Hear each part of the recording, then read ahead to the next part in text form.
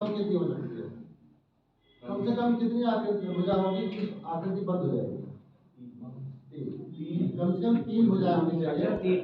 कम से कम 3 भुजा होगा तभी आकृति बंद हो पाएगी ना, क्लोज स्ट्रक्चर होगा। 2 भुजा होगा तो एंगल बन जाएगा, तो आकृति बंद नहीं हो पाएगी।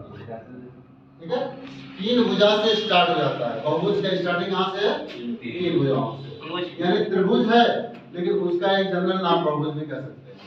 चतुर्भुज है, 4 भुजा है, उसका एक जनरल नाम बहुभुज है। यानी बहुभुज की कैटेगरी में सब आता है। त्रिभुज, चतुर्भुज, पंचभुज, षटभुज, दशभुज, नवभुज, चौभुज, जितना बोल सको सारा है। ठीक है, तो त्रिभुज से स्टार्ट करते हुए हम लोग आगे तक पूरा पढ़ेंगे। उसमें एंगल का अध्ययन होगा। यहाँ पर क्या होगा? कोणों का अध्ययन होगा। इसके बहिष कोणों का योग कितना होता है, इसके अंतः कोण योग, जैसे त्रिभुज के अंतः कोण योग कितना होगा? 180। क्लियर है? चतुर्भुज के अंतः कोण योग 160। त्रिभुज के अंतः कोण योग 180, चतुर्भुज के अंतः कोण योग 160 होता है।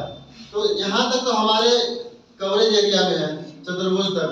अब पंचभुज के अंतः कोण योग पूछ लें, षटभुज के अंतः कोण योग या अष्टभुज के अंतः कोण योग कितना होगा, तब वो हमारे लिए प्रॉब्लम बन जाता है। क्लियर हो गया? तो यही सब सीखना है हमको। ये भी सीखना है कि त्रिभुज में 180 है, चतुर्भुज आगे डबल कहाँ से बढ़ा है? जब त्रिभुज में 180 है तो चतुर्भुज एक ही भुजा बढ़ रहा है, तब वो कहाँ से डबल हो जाता है? ठीक है, स्टार्ट किया जाए। तो बहुभुज मुख्य रूप से 2 प्रकार का होता है, अवतल और उत्तल।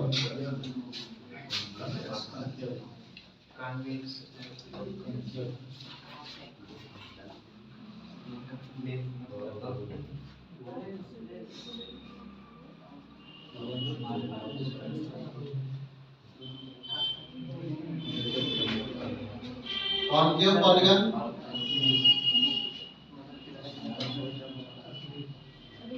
और कॉन्वेक्स पॉलीगन।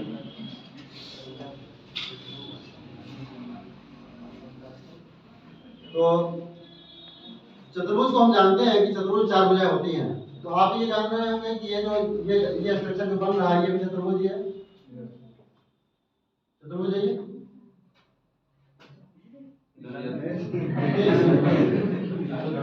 नहीं है सही है। ये चतुर्भुज है कि नहीं? है। बस उसमें कर्व नहीं आना चाहिए, इलिप्स हो जाएगा सामने। ये चतुर्भुज है? हाँ है। कोई दिक्कत परेशानी नहीं सर। लेकिन ऐसा चतुर्भुज हम लोग पढ़ते नहीं कभी, है ना? इस चतुर्भुज के अंदर एक ऐसा दो ये कोण है, इसमें ये कोण है, ये कोण है, लेकिन अंदर एक कोण ऐसा है जो 180 से ज्यादा है। ऐसा अगर चतुर्भुज आता है तो उसको कहते हैं चतुर्भुज। बहुभुज जैसे खंडभुज है।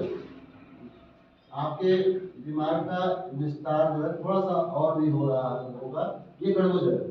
ठीक है, हमने क्या किया, ये दोनों भुजाओं को, ये दोनों भुजाओं हमने उठाया, ऐसे तो मिटा रहे हैं, हम मिटा करके इनको पिसका दिया जाए। अभी भी खंडभुज है। 6 भुजा होना चाहिए जी, 6 भुजा है इसमें, खंडभुज अभी भी है। लेकिन ऐसा क्या हो गया कि जैसे हमारा माइंड एक्सेप्ट नहीं कर रहा है, तो नहीं कुछ गड़बड़ हो रहा है।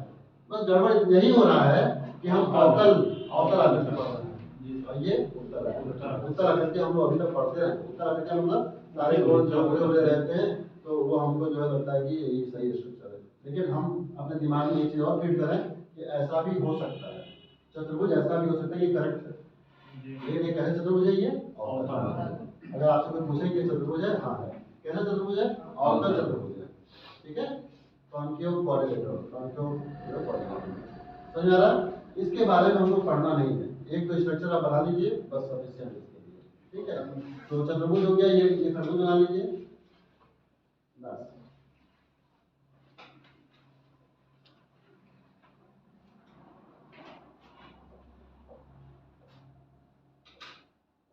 चतुर्भुज ये हो गया और ये खंडभुज जाएगा।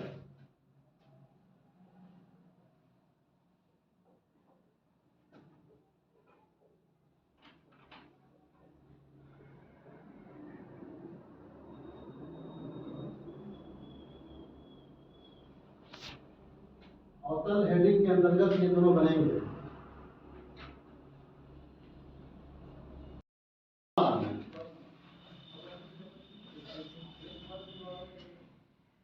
ठीक है, तो अगली हेडिंग डालो, बहुभुज के अंतःकोण एवं बाह्य कोण ज्ञात करना। बहुभुज के अंतःकोण एवं बाह्य कोण ज्ञात करना। बहुभुज के अंतःकोण एवं बाह्य कोण ज्ञात करना।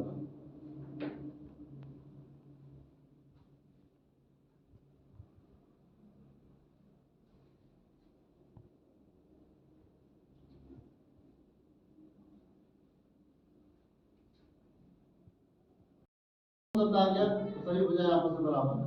तो हम ज्यादातर सम वाले आकृतियों का अध्ययन करते हैं। सम वाले आकृतियों का अध्ययन करेंगे, यानी सभी भुजाएं बिल्कुल बराबर होंगी, तो वैसी आकृतियों का अध्ययन करेंगे। ठीक है, तो यहाँ पे एक बढ़िया डायग्राम बना लेते हैं हम लोग।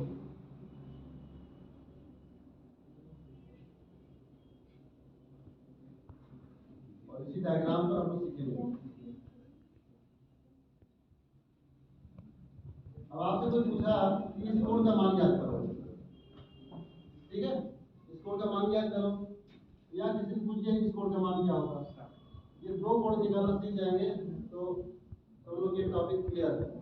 ठीक है, तो बहुभुज के अंतःकोण का मान, बहुभुज के बहिष्ठ कोण का मान निकालना सीखना है। ठीक है, तो एक सामान्य सा नियम हम आपको बता रहे हैं, उस नियम को आप याद रखिए।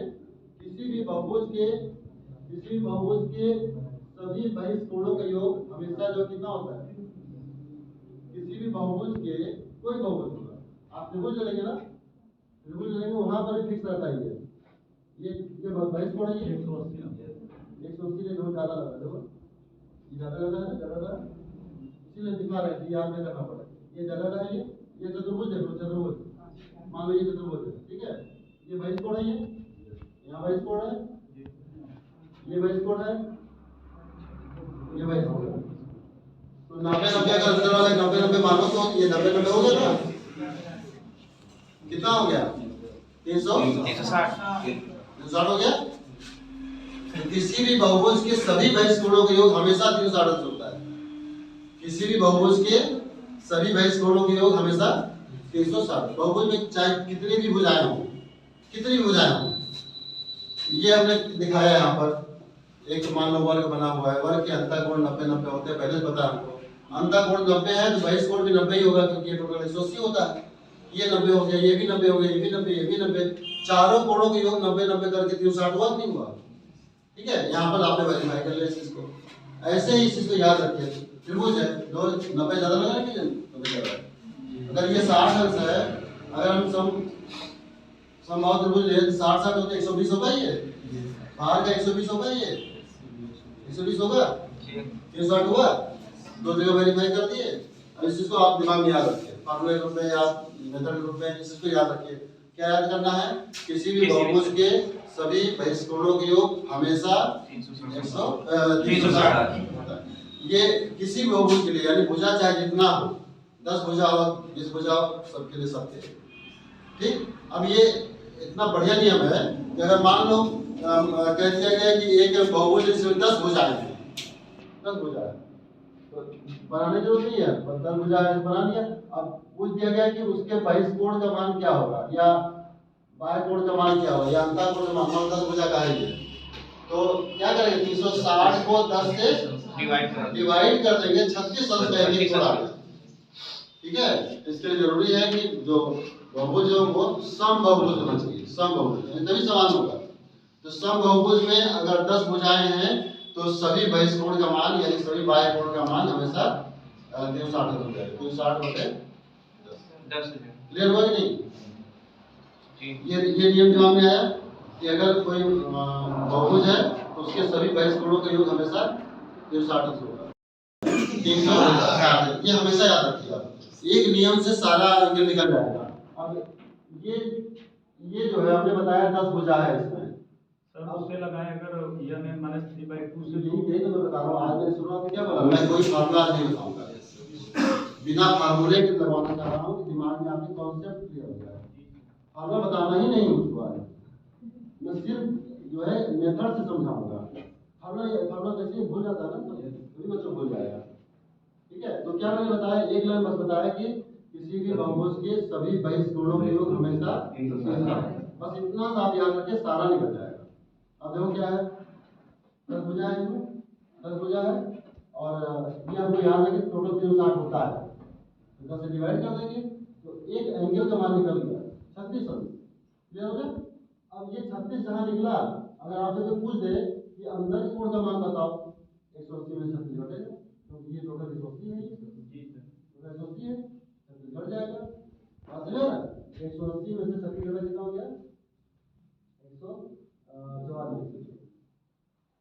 तो कोई दसभुज है, उसके अंतःकोण का एक अंतःकोण का मान कितना होगा? 144। इसी दसभुज के एक अंतःकोण का मान कितना हो गया? 100। बात समझ आ नहीं आ रहा?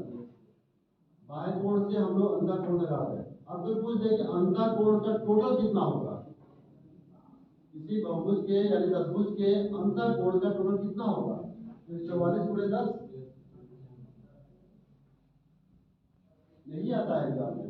अंतःकोण पूछेगा, अंतःकोण का टोटल पूछेगा, बाह्य कोण पूछेगा, बाह्य कोण का टोटल पूछेगा। अंतःकोण का टोटल, बाह्य कोण और बाह्य कोण का टोटल। तो बाह्य कोण का टोटल तो हमेशा 360, बाह्य कोण का टोटल हमेशा 360 होता है। ठीक है, तो एक सिंपल क्वेश्चन शुरू करते हैं, इस कॉन्सेप्ट को पहले लिख लेते हैं और एक नियम हम और बताएंगे। दोनों नियम में फार्मूले की जरूरत नहीं है। ठीक है, एक नियम अभी और बताएंगे, फिलहाल एक नियम लिखेंगे। जो किसी भी बहुभुज के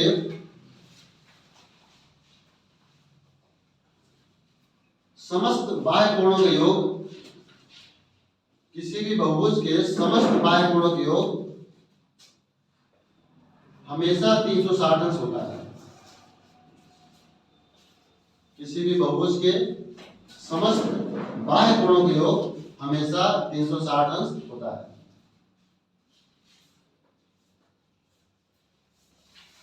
अब इस नियम के आधार पर आप बहुभुज के कोई भी कितने भी उसमें भुजाएं हो, आप क्वेश्चन आराम से लगा लेंगे। एक क्वेश्चन लिख लीजिए, 10 भुज वाला क्वेश्चन हम लिख लेते हैं। लिखिए, एक बहुभुज में 10 भुजाएं हैं, उसके अंतःकोण कामा अंतःकोणों का योग कामा बहिष्कोण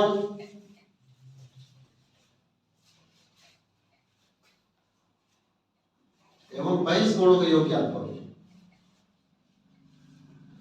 तो ये 4 क्वेश्चन इसमें बने हैं। ठीक है, 4 क्वेश्चन बन गया है। अब एक 10 भुज है तो 10 भुज बनाने की जरूरत नहीं है आपको, क्योंकि अब कितना भुजा उसमें दे देगा, कभी 10 भुज दे देगा, कभी 20 भुज दे दिया, तो आप 300 भुजा बनाएंगे थोड़ा ना। आप एक जनरली बहुभुज हल्का फुल्का बना लेंगे, काम चलाओ। अपने समझने के वो भी बनाने की जरूरत नहीं है आपको, वो भी बनाने की जरूरत नहीं है। बस समझने के लिए आप ऐसे सब कुछ बना लेंगे, ऐसे करके ऐसे छोड़ दीजिएगा, इधर मत बनाइएगा। बस ये हो गया कि आपको 10 भुज लेंगे, 10 भुजा आ गया है, उसमें तमाम भुजा आ गए। हमको ये करना है कि बहिष्कोण है, ये बहिष्कोण का ये मान यहाँ से शुरू करना निकालना। इस नियम के आधार पर हमेशा आप शुरुआत करेंगे बहिष्कोण से ही, क्योंकि बहिष्कोण का टोटल ही आपको पता है 360। ठीक है, तो समस्त बहिष्कोण का मान जो है, आखिरी जो क्वेश्चन है इसमें, समस्त बहिष्कोण का मान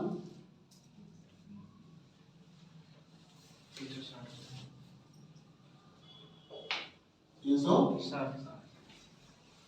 जितनी भुजा होती है उतने ही कोण होते हैं। अगर किसी बहुभुज में 10 भुजाएं हैं तो 10 कोण होंगे, अंतःकोण भी 10 होंगे और बाह्य कोण भी 10 होंगे। तो भुजाओं की संख्या 10 है। एक क्वेश्चन सिस्टमेटिक लगा लो, 10 है तो भुजाओं की संख्या 10 हो गई। तो प्रत्येक कोण जो है, प्रत्येक बहिष्कोण का मान या प्रत्येक बाह्य कोण का मान जो होगा 360/10। प्रत्येक बाह्य कोण का मान 36 है। ये 2 क्वेश्चन का आंसर मिल गया आपके। लास्ट के दोनों क्वेश्चन का आंसर हो गया। बहिष्कोण शुरू करते हुए अब इसके बाद आएंगे अंतःकोण में। ये 36 अंश हो गया। प्रत्येक अंतःकोण का मान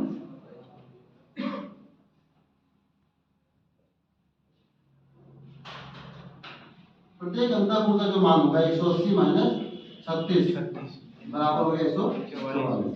ये प्रत्येक अंतःकोण का मान हो गया। ठीक है, और एक अंतःकोण का मान 144 है तो 10 अंतःकोण 10 है, 10 भुजा है तो 10 कोण हो गया। 10 अंतःकोण का मान हो जाएगा 144 गुणे 10 बराबर 1400। ये चारों क्वेश्चन करेंगे। हाँ तुमने काम है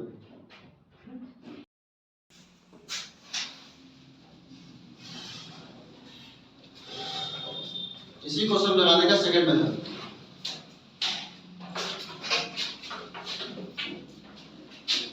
नोट हो गया? चलिए एक चीज जरा देखिए, अगर कोई चतुर्भुज है, हम अभी इस पे आ रहे हैं, चतुर्भुज है और आपसे पूछा जाए कि चतुर्भुज के सभी अंतःकोण के योग कितना होगा, तो त्रिभुज का आपको पहले से पता है कि 180 होता है, त्रिभुज का 180 होता है ना, तो चतुर्भुज को क्या करेंगे, अंदर कोई लकीर खींच करके दो त्रिभुज में डिवाइड कर देंगे, बिगड़ किसी डिवाइड कर दिया। तो अब इस तरह से दो त्रिभुज बढ़ गया ना, ये इसका भी 180 और इसका भी 180 मिला के कितना होगा 160। बस समझ आ रहा? तो अगर कभी किसी बहुभुज के अंतःकोणों का टोटल पूछे तो देख लो, चेक कर लो कितने त्रिभुज बन रहा है, कितने त्रिभुज बन रहा है। जैसे मान लो अब हम अभी इस पर आएंगे थोड़ी देर बाद, क्योंकि इसका कॉन्सेप्ट अभी हमने समझाया नहीं। इसका कॉन्सेप्ट यही है, इसका कॉन्सेप्ट इस तरह से है कि किसी भी बहुभुज के अंदर त्रिभुजों की संख्या बना लो और बना करके देख लो कुल कितने त्रिभुज बन रहे हैं और उसी हिसाब से 180 से पार करके टोटल मिल जाएगा। अब दो जैसे हम बना रहे हैं 3 4 और ये पंचभुज मान बना दिया, पंचभुज बना दिया, ठीक है। एक पंचभुज है, हमको जानना है पंचभुज के सभी अंतःकोण का टोटल होता कितना है। तो हम कोई भी बिंदु उठाएंगे वहां से त्रिभुज बनाएंगे, 1 2 और 3 त्रिभुज में बढ़ गया।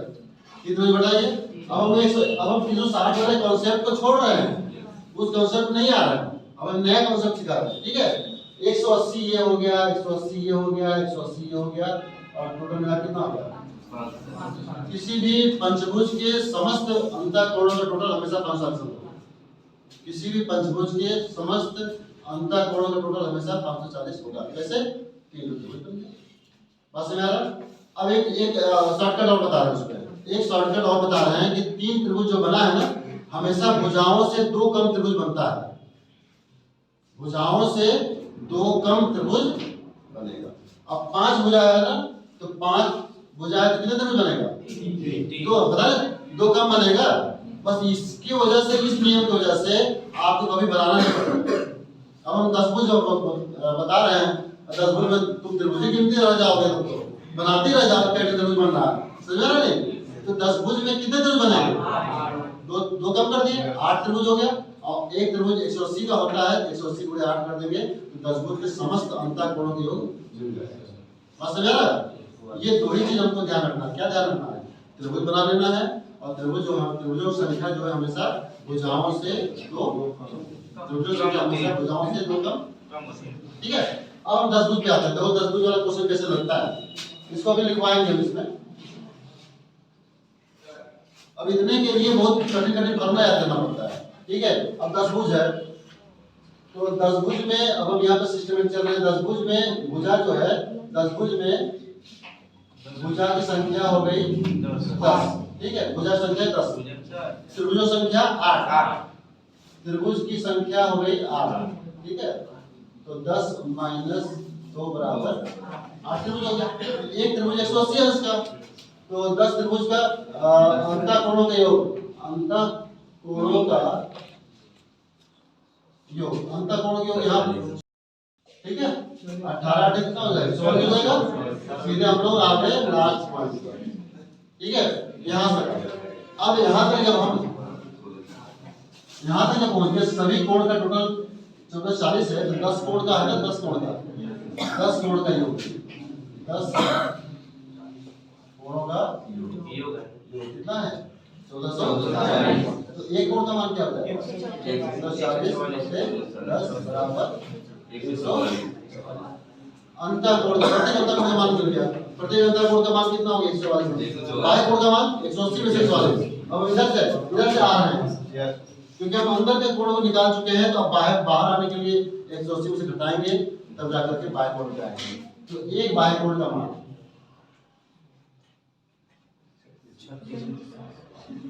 ठीक है, एक बाह्य कोण का मान हो जाएगा 180 माइनस 140 बराबर 36। ठीक है। तो 10 बाय 4 का मान 36 गुणे बात समझ में आ रहा है? 10 बाय 4 का मान 360 हो गया। उस नियम की पुष्टि भी हो गई 360 वाला नियम की। कहाँ से आ रहा है? त्रिभुज की संख्या गिनते हुए आ रहा है, वहां से आ रहा है। क्लियर हुआ? तो इस मेथड को लगाने के लिए हम लोग एक लाइन लिखेंगे, वही त्रिभुजों की संख्या वाला। देखिए -2 क्या है? भुजाओं की संख्या से 2 कम त्रिभुजों की संख्या। अगर कोई कह दे कि एक बहुभुज में n भुजाएं हैं, तो कुल त्रिभुजों की संख्या क्या हो जाएगी? n - 2। उनका अंतःकोणों का योग कितना हो गया? 180 n गुणा प्रत्येक कोण का मान कितना हो गया? 10 या n से भाग, n अगर n से भाग। यही भुजा, यही उस फार्मूले का जो है डेरिवेशन है ना? फार्मूले का डेरिवेशन ही क्या है? एक बहुभुज में n भुजाएं हैं तो कुल त्रिभुजों की संख्या n - 2, कुल कोणों का योग 180 से गुणा n - 2 × 180, प्रत्येक कोण का मान n से डिवाइड, भुजाओं से संख्या डिवाइड कर दी। ये प्रत्येक कोण का मान हो गया, n हटा दिए, कुल कोणों का योग हो गया, है ना? तो याद करने की जरूरत नहीं है। अब इस क्वेश्चन को लगाइए। इस क्वेश्चन को यहाँ पे सेकंड मेथड करके सॉल्व कर दिया है। अब यहाँ से लगाओ।